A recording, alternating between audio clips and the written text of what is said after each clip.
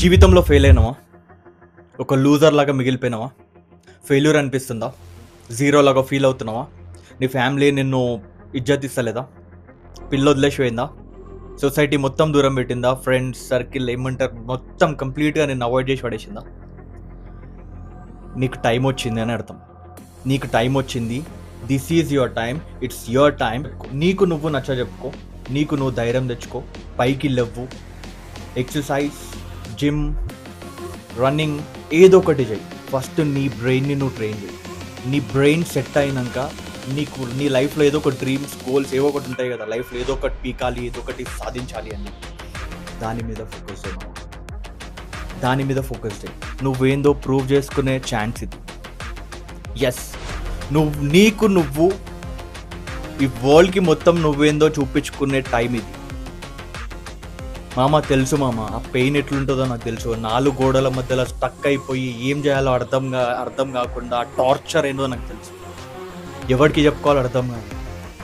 ఏడ్చిన బాధ తగ్గదు. ఏం చేయాలో బ్రెయిన్కి ఆలోచన తట్టదు. సో ఆ టైంలో నువ్వు పైకి లేచి నిలబడు మామ. నీకు నువ్వే ఉంటావు మామ. ఎవ్వరు ఉండరు మామ. సీరియస్గా చెప్తున్నా. ఒక టైం వస్తే పేరెంట్స్ కూడా ఉండరు. నీకు నువ్వే ఉంటావు. నిన్ను నువ్వు సెల్ఫ్ మోటివేట్ చేసుకో. ఒక డిసిప్లిన్ వే చూస్ చేసుకో. ఏదో ఒకటి మామ. ఫిజికల్ యాక్టివిటీ నువ్వు చెయ్యి. నీ బ్రెయిన్ ఎందుకు సెట్ కాదో నాకు వచ్చి క్వశ్చన్ కింద కమెంట్ చేయి. అరే ఏమరా భయ్, ఏం మారలేదు అని. ఓకే, ఫస్ట్ లెవ్వు మామ. కష్టం ఉంటుంది నాకు తెలుసు, చాలా కష్టం ఉంటుంది. అసలు ఆలోచనలు రావు బ్రెయిన్లకి. అప్పుడే మామ, అప్పుడే లెవ్వు మామ. అరే శాతంగానూ లేక జీరో లాగా చచ్చిపోకు మామ. ఇజ్జత్ ఉండదురా. నువ్వు చచ్చిపోతున్నావు అంటే నీ సావుకు ఒక వాల్యూ ఉండాలి. సో లెవ్వు, పైకి లెవ్వు. నిన్ను నువ్వు మోటివేట్ చేసుకో. స్ట్రాంగ్ ఉండు. ఇమ్మంటారు నీ అమ్మ. ఎవడైతే నిన్ను దూరం పెట్టి పోయిండో, ఎవడైతే నిన్ను వదిలేసిపోయిండో, ఎవడైతే నిన్ను తక్కువ చిన్న చూపు చూసిండో ఆయనకి సమాధానం ఇచ్చే రోజు ముంగలుంటుంది. మామ నువ్వు అనుకోవచ్చు మామ, ఈడేంది నీతులు చెప్తున్నాడు, ఈయనకేం తెలుసు బొక్క లైఫ్ గురించి, ఎవరి బాధలు ఆయనకి తెలుసు, ఎవరి పెయిన్ ఆయనకి తెలుసు అని అనుకుంటున్నా.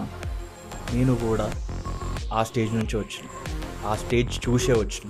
ఇంకా ఘోరమైన స్టేజ్. ఆ డే స్టార్ట్ అయింది విత్ ఇన్ నీ టైం.